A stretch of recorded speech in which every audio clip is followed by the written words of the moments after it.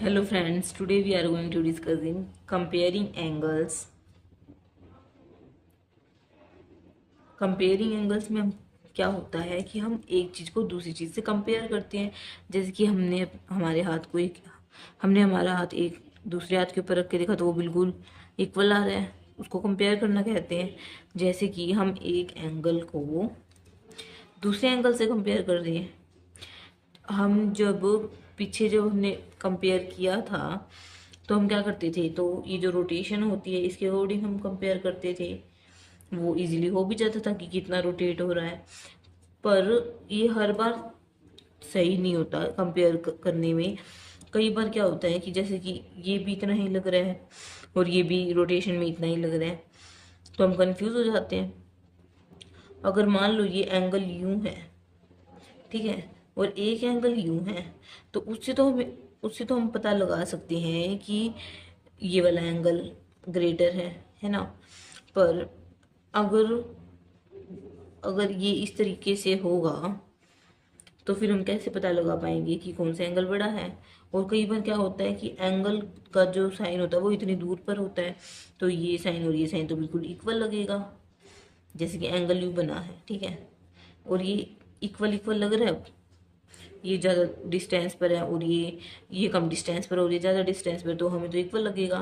तो हम तो ऐसे कंफ्यूज हो जाएंगे और हम सही से गैस नहीं कर पाएंगे। तो इसलिए कंपेयर हम एंगल्स कैसे करेंगे, तो आप देखिए, comparing angles by super imposition method. हम एंगल्स को कंपेयर करेंगे सुपर इम्पोजिशन वे से, ठीक है। सुपर इम्पोजिशन का मतलब क्या होता है कि हम, जैसे हमारी ये हथेली है, इसके ऊपर हम दूसरी रख के देखते हैं तो जो हमारी बिल्कुल करेक्ट आ रही है।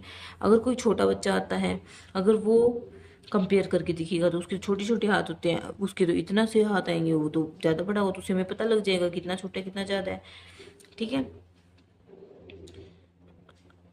अभी इन्होंने ये एक पॉइंट दिया है ए बी सी और ये सब दिया है, फिगर दी है, तो हम भी, ये फिगर है A B C and P Q R, तो हम इन दोनों को, ए बी सी को पी क्यू आर के ऊपर रख के देखेंगे तो उससे पता लग जाएगा कि कौन सा एंगल छोटा है और कौन सा एंगल बड़ा है। उसको हम कैसे करेंगे, आप देखिए। पहले हम ब्लू कलर से ये ये वाला ड्रॉ करेंगे, ठीक है।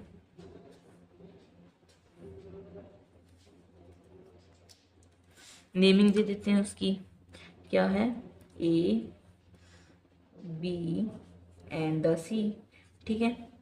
और हम रेड कलर से, ताकि आपको समझ में आए, इसलिए हम एक नेमिंग ये दे देंगे, ठीक है।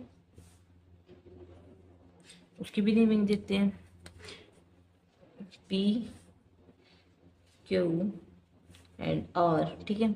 अब हम क्या करेंगे, जो जो नीचे वाली जो ये लाइन है और इस वाली लाइन को इसके ऊपर रखेंगे बिल्कुल इधर से नाप के, ठीक है। तो हम उसको कैसे करेंगे, पहले हम ये पी क्यू आर का एंगल ड्रॉ करते हैं, ये कुछ ऐसे है, ठीक है। और फिर अब उसके हम ए बी सी वाला रखेंगे, नेमिंग कर देते हैं पहले ही ताकि हमें कंफ्यूजन ना हो, पी क्यू एंड आर, ठीक है। अब हम सेम इसके ऊपर रखकर ही हम ब्लैक मार्कर से करेंगे ताकि आपको क्लियर हो। इसके ऊपर से ये रखेंगे, ये हमारा आ रहा है इतना पॉइंट, ठीक है, और ये हमारा आ रहा है इतना, ये हमारा पॉइंट आ रहा है ए। तो आप डिफरेंस देख रहे होंगे, ये पॉइंट क्या होगा, बी। तो आप ये डिफरेंस देख रहे होंगे कि अगर हम इस पी क्यू आर के ऊपर अगर हम ए बी सी एंगल रख रहे हैं तो आपको साफ पता लग रहा है कि जो पी क्यू आर एंगल है, this angle was greater, larger है, पता लग रहा है। तो इसलिए हम इस मेथड को यूज़ करते हैं। हम एक और एग्जांपल लेते हैं, इसमें तो जो एंगल है वो इक्वल नहीं है, हम एक और एग्जांपल लेते हैं। जैसे कि हम एक एंगल ड्रॉ करते हैं, ए ओ बी, ठीक है। एक एंगल ये ड्रॉ करते हैं,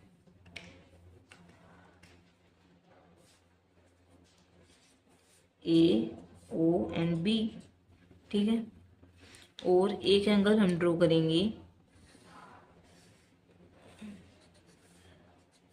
पी ओ आर, ठीक है, पी ओ एंड आर, ठीक है। अब हम इस एंगल को इसके ऊपर रख कर देखते हैं तो हमारा एंगल बन रहा है। तो हम पहले रेड कलर से ये एंगल ड्रॉ कर लेते हैं, ठीक है। नेमिंग दे देते हैं P Q P O and R. अगर हम इस एंगल को इसके ऊपर हम रखेंगे तो हमारा तो एंगल हमें लग रहा है कि सेम आएगा। देखिए ये एंगल हम इसके ऊपर रखते हैं, दिख रहा है आपको, ये एंगल तो पूरा इसके ऊपर आ रहा है और ये एंगल भी पूरा इसके ऊपर आ रहा है, ठीक है। ये एंगल तो जो है, ये एंगल तो पूरा इसके ऊपर आ रहा है। आप अगर ध्यान से देखोगे ये एंगल तो आ रहा है, क्या नाम था, ए बी ओ।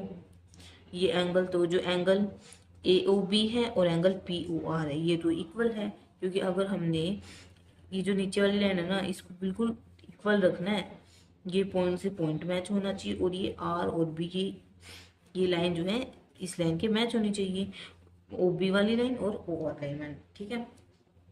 और फिर हमें पता लग जाएगा जैसे कि इस वाले में कितना बड़ा हो रहा था, जैसे ये पी क्यू वाली लाइन और ए बी वाली लाइन का पता लग रहा था हमें, ऐसे ही इसमें ये तो हमारी इक्वल आ रही है, तो हमारी ये एंगल क्या है, इक्वल है।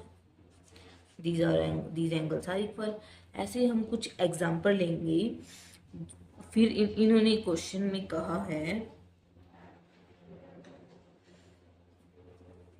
ये हमने बता दिया, इक्वल एंगल्स का भी बता दिया।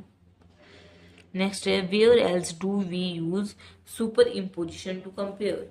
हम कहाँ पर अपने डेली लाइफ में सुपर इम्पोजिशन मेथड का यूज करते हैं कंपेयर करने में।